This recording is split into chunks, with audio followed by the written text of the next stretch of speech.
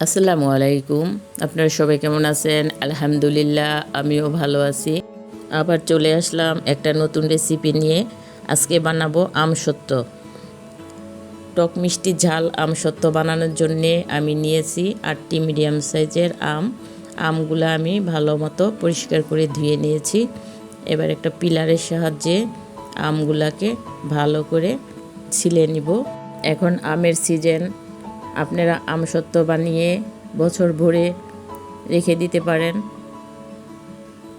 কাঁচা আমের আমসত্ত্বটা একরকম স্বাদ, পাকা আমের আমসত্ত্বটা আরেক রকম স্বাদ লাগে। যার যেমন পছন্দ সে তেমন আমের আমসত্ত্ব বানিয়ে নেবেন। আমগুলো আমার ছিলা হয়ে গেছে।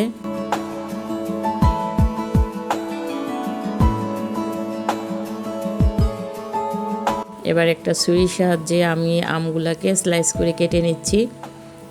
আপনারা চাইলে গ্রেটার দিয়ে গ্রেট করে নিতে পারেন। সবগুলো আম এভাবে আমি কেটে নিলাম। কাটা হয়ে গেছে। এবার আমি একটা বাটির মধ্যে সবগুলা আম নিয়ে নিব। এবার আমগুলার মধ্যে পর্যাপ্ত পরিমাণ পানি দিয়ে আমি আমগুলা ভিজিয়ে পানিটা ঝরিয়ে নিব, যাতে আমের টক পানিটা চলে যায়। এবার আমি একটা প্যানের মধ্যে নিয়ে নিছি।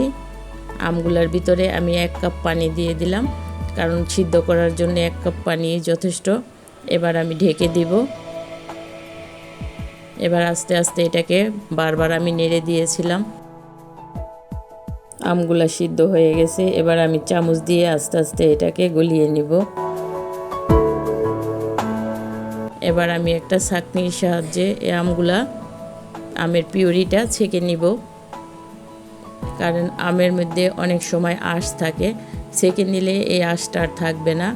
আমসত্ত্বটা খেতে খুব ভালো লাগবে।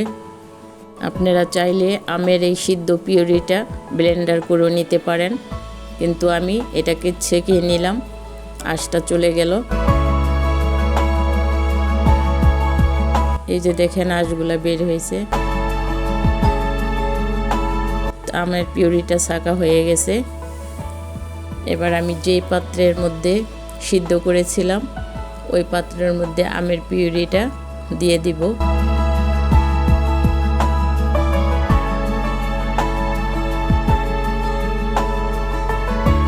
আমার ভিডিওটা যদি ভালো লাগে অবশ্যই লাইক, কমেন্ট, শেয়ার করবেন।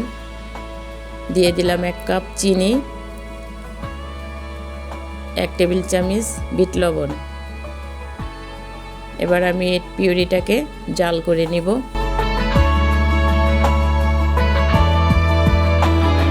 এই আমসত্ত্বটা শুকাতে আমার 2 দিন লাগবে। অনেকে চুলার নিচে দিয়েও শুকিয়ে নেয়, আপনারা চুলার নিচে দিয়েও শুকিয়ে নিতে পারেন।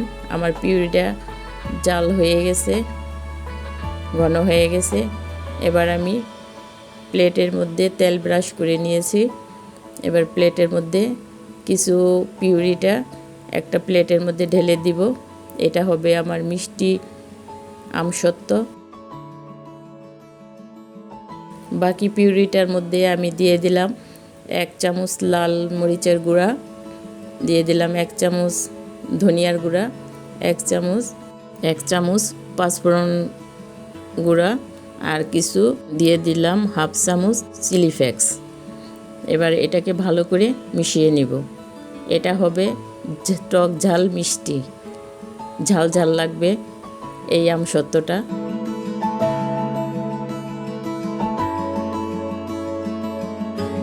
এটা বাকি 2 প্লেটের মধ্যে আমি এই টক ঝাল মিষ্টিটা দিয়ে দিব। আমার দেওয়া হয়ে গেছে। এবার আমি রোদ্রে শুকিয়ে নিয়েছি 2 দিন।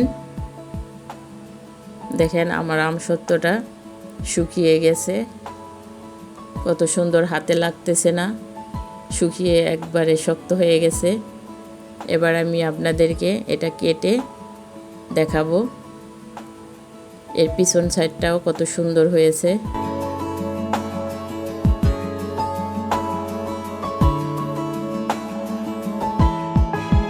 দেখেন পিছন সাইডটা কত সুন্দর, কাঁচের মতো স্বচ্ছ, দেখতে অনেক সুন্দর হয়েছে।